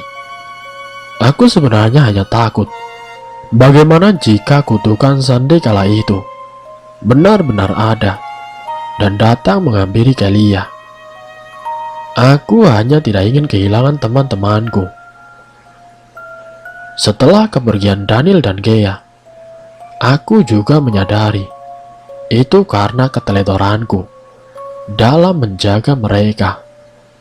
Namun sepertinya peringatanku tidak digubris oleh Kelia. Sudahlah, aku tidak perlu berpikir lebih jauh.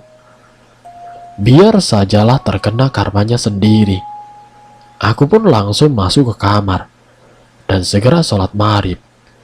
Pagi harinya, aku mendengar ketukan dari pintu. Sepertinya Ahmad dan Kelia belum terbangun. Aku pun langsung pergi ke sana sambil berteriak, "Ya, sebentar." Saat kubuka pintu itu, ternyata ada Pak Tetua yang ingin mengundangku, Ahmad dan juga Kelia untuk datang ke acara penyambutan kami sebagai warga baru. Aku pun tanpa pikir panjang langsung menerima undangan itu. Menurut jadwal undangan itu, acara akan berlangsung sekitar pukul 7:30 malam. Tetapi tidak masalah buatku. Saat mereka sudah terbangun, aku pun langsung berkata kepada mereka tentang acara penyambutan tersebut. Mereka juga setuju untuk menghadiri acara itu. Dan sekitar pukul 6 sore, aku dikejutkan oleh suara teriakan Kelia saat hendak melaksanakan sholat maghrib. Ia berteriak histeris, seperti melihat hantu. Aku pun bergegas memanggil si Ahmad. Ia pun langsung ikut denganku pergi ke kamarnya. Kami sama-sama terkejut ketika melihat Kelia sedang kejang-kejang dan mulai berbicara dengan bahasa yang aneh. Jika aku perhatikan kembali, mukanya tampak pucat, dan ini bukan seperti dirinya. Ia pun berhenti berteriak dan langsung terbangun dan lalu berjalan keluar kamar. Lalu aku pun bertanya, "Kelia, kamu mau kemana?" Tetapi pertanyaanku tidak digubris. Aku dan Ahmad mengikuti Kelia. Sepertinya ia hendak pergi ke arah dapur. Kelia tampak mengobrak-ngabrik dapur. Ia sepertinya hendak mencari sesuatu. Sampai pada suatu titik, ia menemukan yang dia cari, yaitu sebuah pisau. Kelia tampak kegirangan. Ia pun memutar balik badannya dan memperlihatkan ekspresi senyumnya yang sangat mengerikan. Kali ini ia tampak berbeda. Mukanya pucat dengan luka lebam di beberapa bagian tubuhnya. Matanya berwarna hitam. Ia tersenyum sambil tertawa. Tiba-tiba ia berteriak sangat kencang dan hampir menusukkan pisau itu ke arahku. Aku langsung menghindar dan membuat ia tertabrak dinding dapur. Ia pun bangun kembali dan lalu berkata, "Kalian tidak pantas tinggal di desa ini. Kalian harus ikut ke neraka bersama teman-temanmu." Ia pun berteriak kembali dan hendak menusukku lagi. Ahmad tampaknya tidak bisa bergerak. Aku berteriak kepada Ahmad, "Ahmad, panggil Pak Tetua dan juga para warga. Ayo cepat." Ahmad pun mengangguk dan langsung berlari keluar. Sementara itu aku mencoba untuk bertahan dari Kelia yang semakin agresif, hingga aku berlari mengambil sebuah tali dan mengikat tangannya. Ia berhasil tirakat Namun ia mulai meracau dan lalu berkata, "Kalian pikir kalian bisa dengan mudah melanggar peraturan di kampung ini? Tidak, perempuan ini sekarang milikku." Tidak lama kemudian, Ahmad dan para warga pun sampai di rumah. Pak Tetua pun bergegas masuk dan menyuruh warga mengikat tali kepada Kelia. Ia pun dibawa ke kamarnya dan dikunci oleh Pak Tetua. Lalu ia pun bertanya, "Apa yang sebenarnya terjadi, Nak?" "Kelia tampaknya kesurupan, Pak. Ia juga berniat untuk membunuh saya," jawabku menjelaskan. Pak Tetua terdiam sebentar. Ia tampaknya sedang berpikir. Lalu ia kembali berkata, "Temanmu melanggar peraturan kampung ini." Aku pun tidak bisa berbohong dan langsung menjawab iya. Ia tampak kecewa dan kembali berkata, "Kutukan Sandekala sudah merasuk pada temanmu. Dia tidak akan bisa mengendalikan tubuhnya. Saat waktu Sandekala sudah datang, Bapak tidak bisa menghilangkan kutukan itu. Tetapi kalian bisa mencegah kalau temanmu itu berbuat hal yang tidak pasti." Aku dan Ahmad bertanya secara bersamaan, "Apa yang harus kami lakukan, Pak Tetua?" Lalu beliau pun menjawab, "Cara ini bisa menahannya untuk sementara, tetapi temanmu akan tetap terkena kutukan itu. Tapi kalian tenang saja, jiwa temanmu akan kembali saat azan subuh menjelang. Kalian hanya perlu menjaga pintu kamarnya tetap terkunci. Ini adalah cara untuk menahan temanmu. Saat sebelum memasuki waktu Sandekala, kalian harus mengikat tubuh temanmu dengan tali dan lalu mengunci di kamar atau ruangan di rumah ini. Dengan begitu, dia tidak akan melukai siapapun." Mau tidak mau, kami harus setuju kepada pendapat Pak Tetua. Setelah itu Pak Tetua dan para warga pun kembali pulang, dan rencana mereka untuk acara penyambutan kami dibatalkan karena kejadian sore ini. Entahlah, kejadian-kejadian aneh tampaknya tidak akan berhenti mendatangi kami. Hari itu cukup menggemarkan para warga di kampung.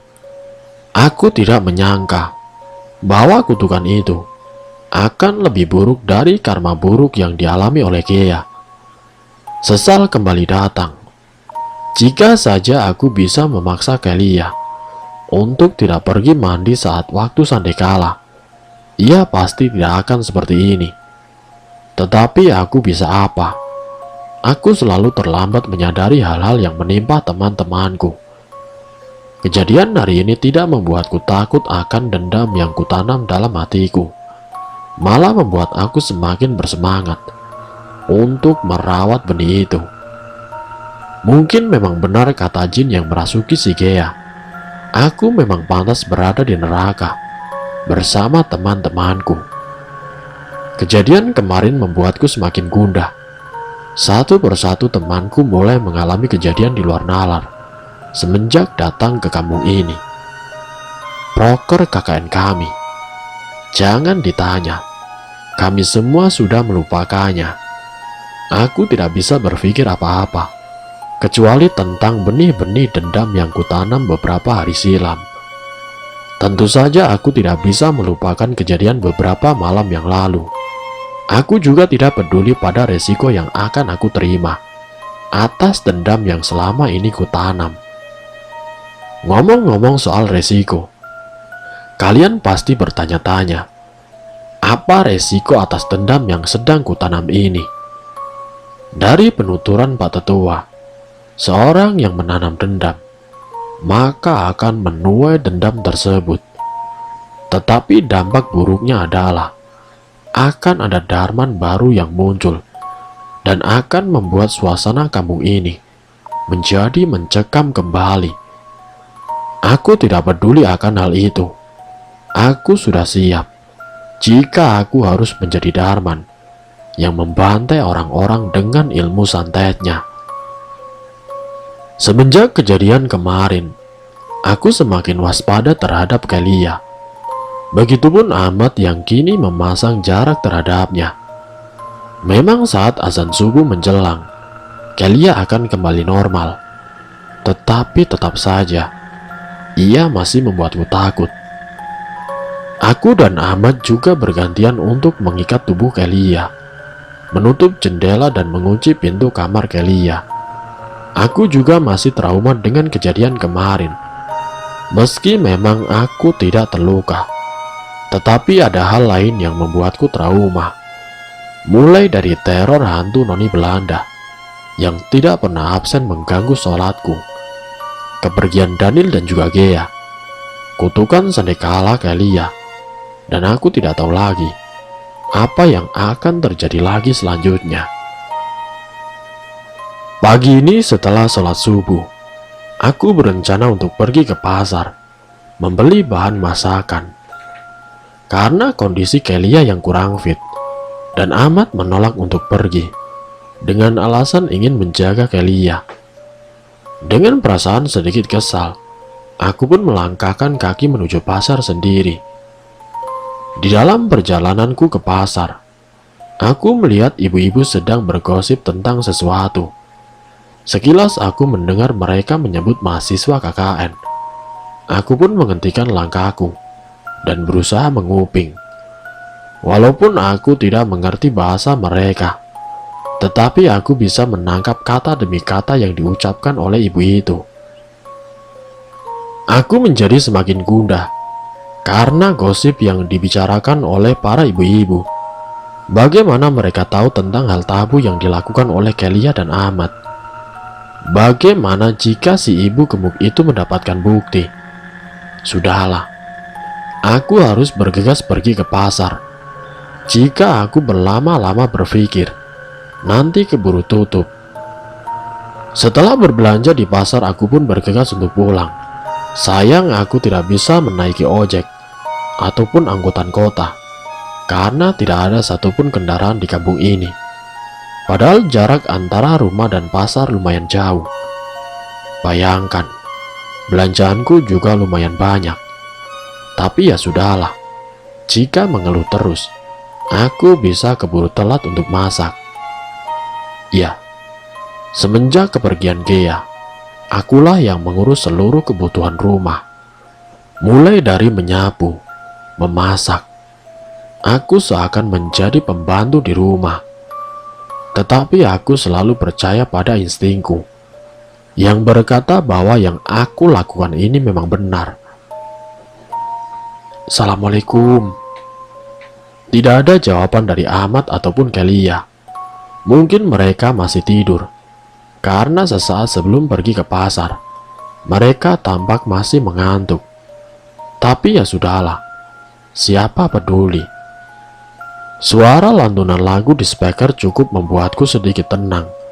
Dan lagi saat baru masuk ke dalam rumah, aku tidak mendengar Ahmad ataupun Kelia dari kamarnya. Aku malah disambut dengan suara gaduh di loteng. Sepertinya ada kucing yang sedang ketakutan di atas sana. Aku pun tidak menghiraukannya. Tetapi semakin kudiamkan, suara itu semakin keras dan mengganggu telingaku. Aku tidak banyak berkomentar dan hanya menyapu rumah. Setelah menyapu, aku melihat jam sudah menunjukkan pukul 10 pagi. Aku harus memasak untuk makan siang.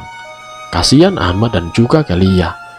Mereka belum makan sejak pagi. Dan tidak lama berada di dapur. Masakanku pun sudah matang. Aku berniat memanggil Ahmad dan juga Kelia. Tetapi saat aku ketuk kamar Kelia, kamar itu terkunci dari dalam. Kurasa Kelia masih tidur nyenyak. Sedangkan saat kubuka kamar Ahmad, kamarnya memang tidak dikunci, tetapi ia tidak berada di kamarnya. Ini sangat aneh. Tiba-tiba aku melihat cairan berwarna merah menetes dari atap plafon ruang tamu. Cairan itu tidak lain dan tidak bukan adalah cairan darah.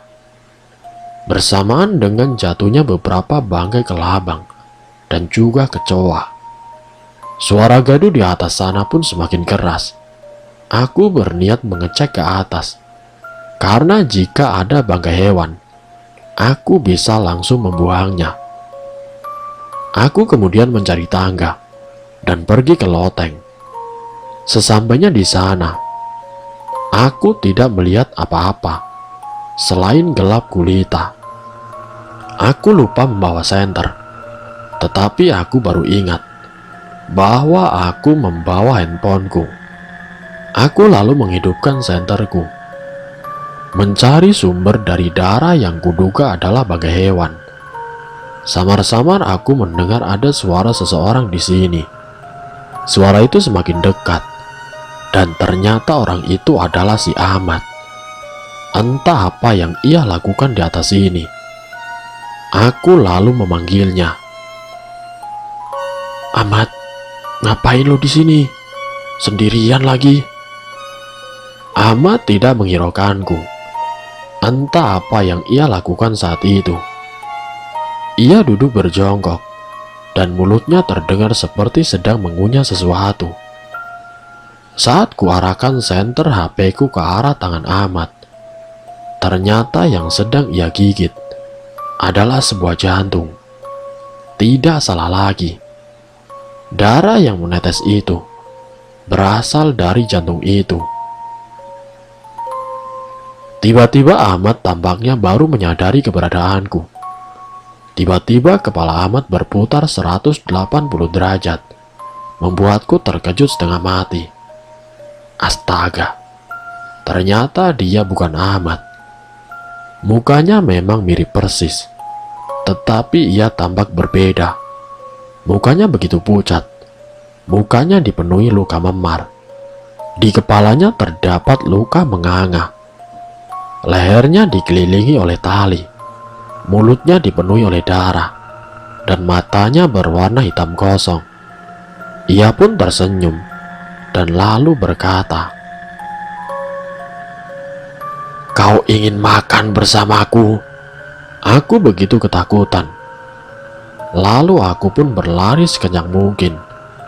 Tanpa kusadari, Ahmad yang kesurupan mengejarku dengan merangkak. Aku berteriak dan berlari semakin kencang, hingga aku menemukan pintu keluar loteng Palpon. Aku benar-benar tidak menyangka akan hal ini. Apa yang telah terjadi pada Ahmad? Jantung siapa yang telah ia makan? Kepalaku berdenyut sakit karena pertanyaan yang melintas, juga karena bayangan wajah Ahmad yang begitu sangat mengerikan. Apa ini sebuah karma bagi Ahmad, atau ada hal lain yang membuatnya kesurupan? Aku lalu bergegas pergi ke kamar Kelia untuk memberitahunya soal ini, tetapi pintunya masih terkunci. Aku tahu ini sedikit nekat, tetapi aku tidak punya pilihan lain. Aku mendobrak pintu kamar Kelia. Namun di sana, aku kembali dikejutkan oleh Kelia. Badannya bersimbah dengan darah. Dada bagian kirinya kini telah bolong, dan jantungnya juga tidak ada. Tidak salah lagi, jantung yang diambil oleh Ahmad adalah jantung Kelia. Aku berteriak dan menangis sejadi-jadinya. Dalam keadaan panik, aku pergi ke rumah Pak Tetua. Sesampainya di sana, aku langsung menceritakan seluruh hal yang terjadi, termasuk tentang hubungan terlarang antara Kelia dan juga si Ahmad. Pak Tetua tampak kecewa. Ia benar-benar tidak menyangka kedatangan kami ke kampung ini benar-benar membawa petaka dan menodai kedamaian di kampung ini. Pak Tetua tampak enggan untuk membantuku. Ia tampaknya begitu marah dan kecewa karena kami. Lalu aku pun pulang dengan rasa putus asa.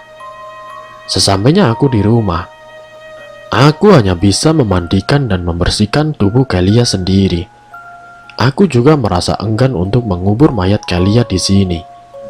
Jadi setelah kumandikan tubuhnya, aku hanya menaruhnya di tempat tidur. Suara gaduh di atas loteng tidak pernah hilang. Mungkin karena aku menaruh sebuah lemari untuk menutupi pintu loteng, agar Ahmad tidak berbuat hal-hal di luar nalar, dan juga membahayakan diriku atau warga kampung. Aku begitu putus asa. Seluruh temanku telah pergi. Pak Tetua sudah enggan membantuku. Dan mungkin saja warga kampung juga sudah turut memusuhiku.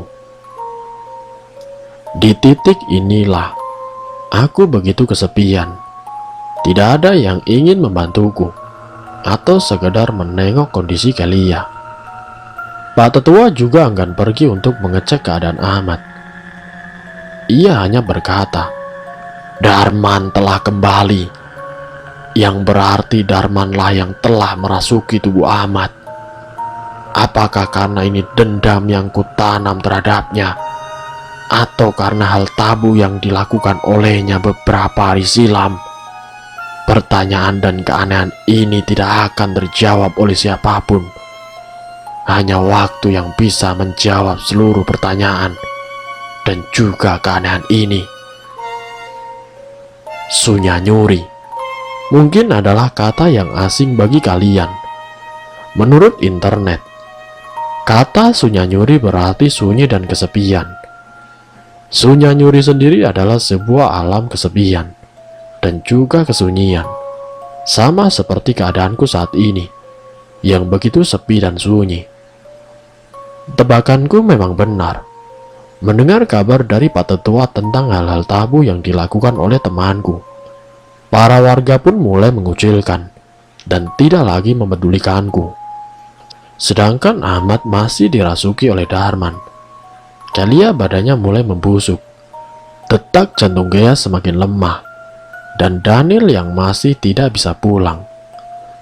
Belakangan aku ketahui alasan mengapa Darman tidak merasukiku. Perkataan Pak Tetua tentang Daniel yang menjagaku memang benar. Rupanya Danilah yang mencegah si Darman untuk masuk ke dalam ragaku. Semakin hari pikiranku semakin tidak karuan. Ternyata aku tidak kuat untuk menghadapi alam Sunyaruri yang begitu sangat terkutuk.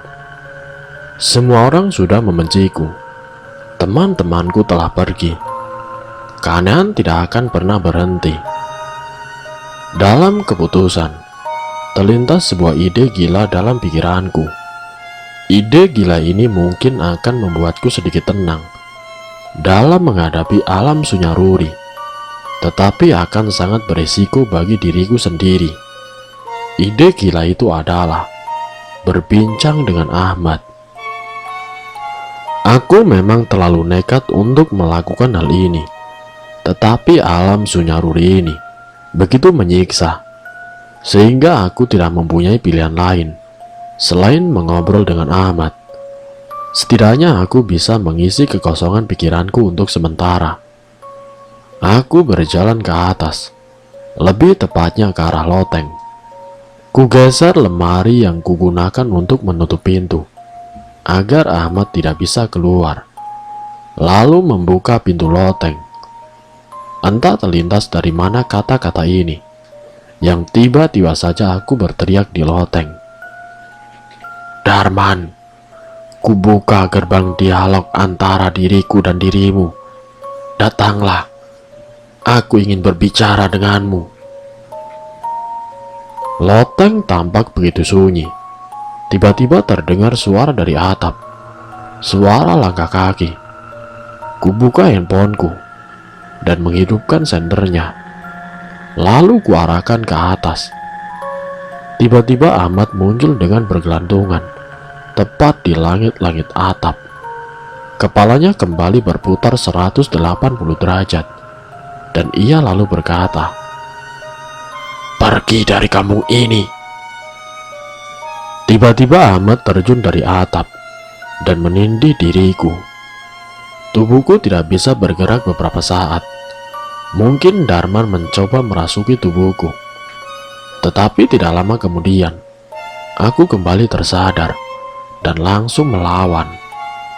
Tampaknya lagi-lagi Daniel membantuku menghindari makhluk yang akan merasuki tubuhku. Dan tiba-tiba Ahmad pun kembali bangun. Ia masih dirasuki oleh Darman. Ia memelototi diriku dengan mata yang berwarna hitam itu. Tiba-tiba aku masuk ke sebuah alam lain, alam yang tidak aku kenal. Darman tampaknya tidak mengizinkanku membuka gerbang dialog. Ia lebih memilih menyuruhku untuk masuk ke lorong waktu, melihat semuanya secara langsung. Di sana aku melihat sosok Kang Karman tengah mencari keberadaan si Darman. Sisa warga yang tidak terbunuh dalam kejadian itu ternyata juga turut murka terhadap perbuatan si Darman. Kang Karman pun mengaku bahwa ia melihat Darman melarikan diri ke hutan, dan ia pun akan ikut menangkap si Darman. Saat di tengah jalan, Karman berhenti dan mengeluarkan kerisnya. Sesaat setelahnya, seluruh warga kampung pun mati di tangannya. Ya, Karman adalah dalang dalam seluruh hal ini. Dukun santet yang ditemui oleh Darman di kampung tetangga hanyalah manifestasi dari diri Karman. Karman jugalah yang telah menghabisi seluruh warga kampung atas kehendak Darman. Setelah menghabisi mereka, Karman berkata, "Bagaimana Darman?